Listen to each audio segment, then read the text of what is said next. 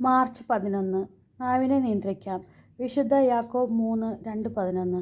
നാം എല്ലാവരും പല വിധത്തിൽ തെറ്റ് ചെയ്യുന്നു. സംസാരത്തിൽ തെറ്റ് വരുത്താത്ത ഏവനും പൂർണ്ണനാണ്. തൻ്റെ ശരീരത്തെ മുഴുവൻ നിയന്ത്രിക്കാൻ അവന് കഴിയും.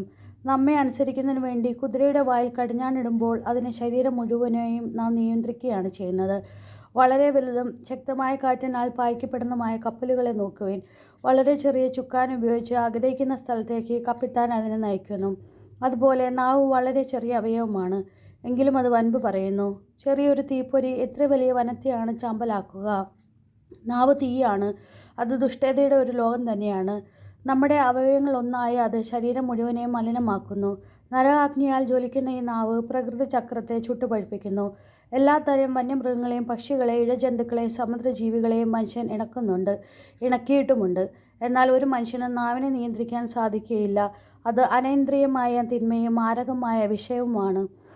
ഈ നാവ് കൊണ്ട് കർത്താവിനെയും പിതാവിനെയും നാം സ്തുതിക്കുന്നു. ദൈവത്തിൻ്റെ സാദൃശ്യത്തിൽ സൃഷ്ടിക്കപ്പെട്ടിരിക്കുന്ന മനുഷ്യരെ അതേ നാവ് കൊണ്ട് ശപിക്കുകയും ചെയ്യുന്നു. ഒരേ വായിൽ നിന്ന് അനുഗ്രഹവും ശാപവും പുറപ്പെടുന്നു. എൻ്റെ സഹോദരരെ, ഇത് ഉചിതമല്ല. അരുവി ഒരേ ഉറയിൽ നിന്ന് മധുരവും കയ്പും പുറപ്പെടുവിക്കുമോ? പ്രാർത്ഥന. കർത്താവായ ഈശോയെ, അങ്ങേ പാടി സ്തുതിക്കാൻ ഞങ്ങൾക്ക് നാവ് നൽകിയതിനെ ഓർത്ത് ഞങ്ങൾ അങ്ങേ മഹത്വപ്പെടുത്തുന്നു. നാവിൽ നിന്ന് വരുന്ന ഓരോ വാക്കിനും വളർത്താനും തിരുത്താനും തകർക്കാനും കഴിവുണ്ടെന്ന് ഞങ്ങൾ അറിയുന്നു. ഇന്നോളം ഉചിതമല്ലാത്ത വാക്കുകൊണ്ടും അനിയന്ത്രിതമായ വിക്ഷോഭം കൊണ്ടും മറ്റുള്ളവരെ മുറിപ്പെടുത്തിയതിന് ഞങ്ങൾ മാപ്പപേക്ഷിക്കുന്നു. ഞങ്ങളുടെ വ്യക്തിബന്ധങ്ങളെ പരിപോഷിക്കാൻ തക്കവിധം ഞങ്ങളുടെ വചനങ്ങളെയും നന്മയുടെ പ്രോത്സാഹനത്തിനെയും വചസ്സുകളെ എപ്പോഴും പുറപ്പെടുവിക്കുവാൻ ഞങ്ങളുടെ നാവിനെ പ്രാപ്തമാക്കണമേ.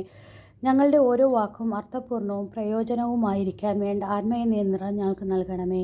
സുഹൃദേവം. കർത്താവെ, ഞങ്ങളുടെ നാവിനെ നിയന്ത്രിക്കണമേ. കർത്താവെ, ഞങ്ങളുടെ നാവിനെ നിയന്ത്രിക്കണമേ. കർത്താവെ, ഞങ്ങളുടെ നാവിനെ നിയന്ത്രിക്കണമേ. നമ്മുടെ കർത്താവായ മിശിഹായ്ക്ക് സ്തുതി.